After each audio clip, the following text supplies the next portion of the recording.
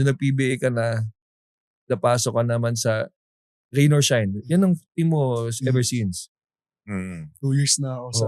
Sakto nga yung laro nito eh. Nung napick to, sabi ko, sakto laro nito sigurado sa Rain or Shine. Yung laruan niya, mag-click. Yung nga sabi niya, hindi na siya gano'n nag-adjust.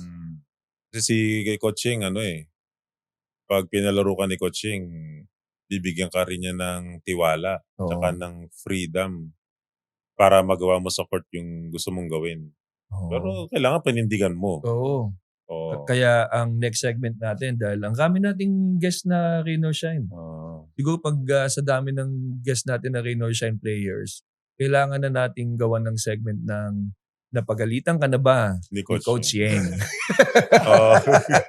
Anong coaching moments? Ano ba yung pagalit na yun? Nabigyan ka na ba niya ng kanyang matamis na 3 words? P-I-M. Di I love you.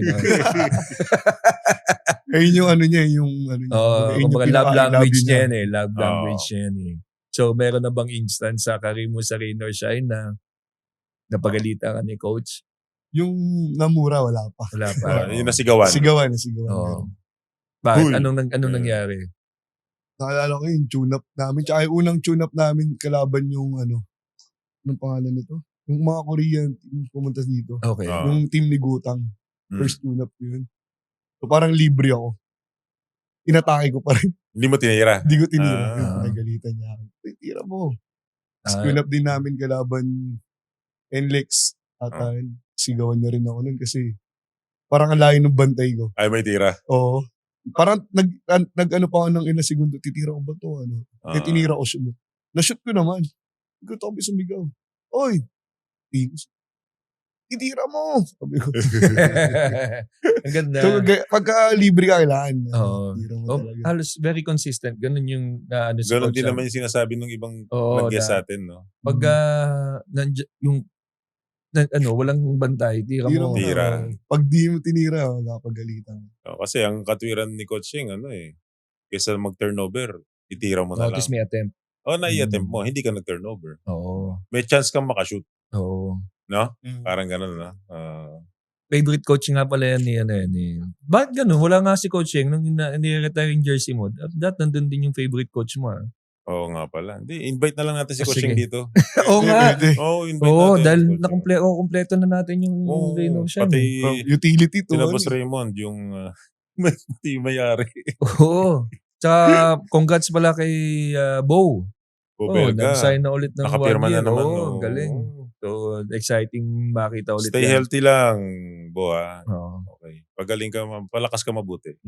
Yan, sa usapang stay healthy, ano ang ginagawa mo, Adrian, to stay healthy pag ganyan? Meron bang diet na Kasi katulad nung nag-guest natin si Jerome, pagkain sinusundan niya yung diet ni Mark Baroka. Oo, pagkain daw. Oo, nilagang itlog pati kamoteng kahoy. Kamote.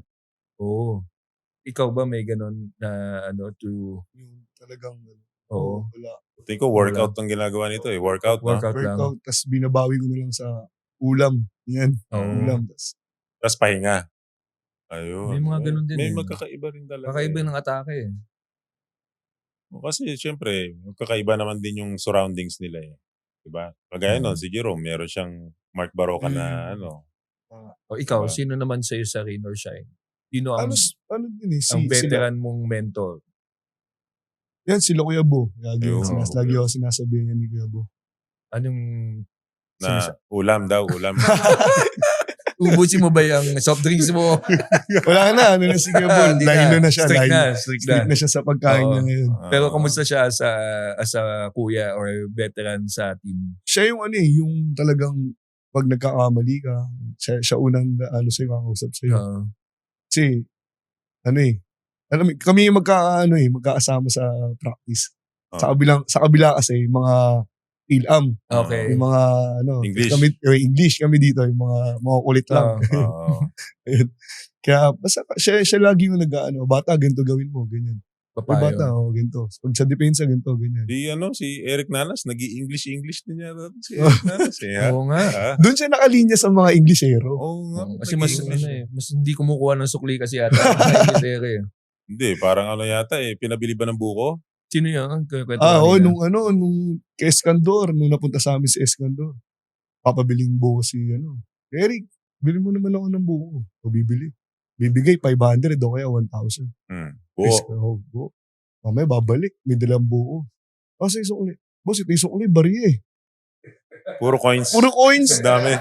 Sabi ni Escandor, sige, sa'yo na yan. Sige na yan. Galing The moves ni Eric, ha? Grabe, totoo nga yung kwento niya, no? Oo. Kinuwento niya yun Hindi talaga Ang siya. kinuwento niya. kinuwento niya Ganun daw siya sa lahat.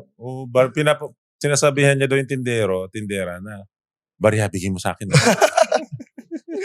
Ang galing Diskarte ni Eric. Pag nakikita ko nga yung mga post ng Rain or Shine sa pag nasa practice, yung lokohan, talagang saya. Masaya nga Kasi yung yung team nyo.